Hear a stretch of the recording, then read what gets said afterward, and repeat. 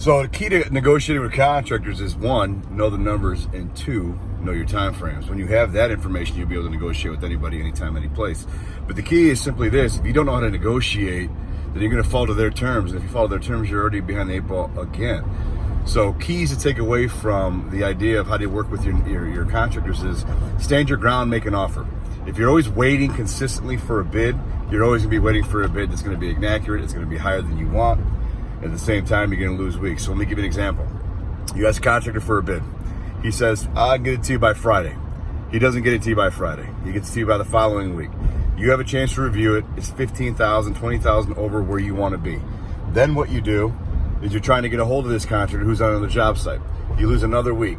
He finally gets a chance to look at the numbers. You finally have a chance to talk and look at it, and he realizes the only thing he can do is come down maybe $5K. So he's still over your budget. So you've lost 3 weeks just at this point. By the time you get to the realization that you guys aren't going to work it out, you've lost a month.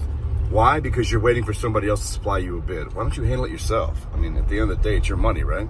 So learn how to negotiate with contractors. It's not as difficult as you think, but it does come down to understanding pricing and time frames. And if you understand that you actually are in control of that, then you'll be in control of your rehab. That's just a piece of it, another sliver of project management.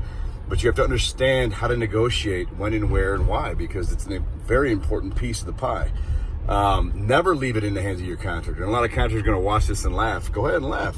The reality is you have to understand the power of leverage, Mr. Investor, Miss Investor, because you can always find more contractors. Believe it or not, there's way more contractors out there than investors.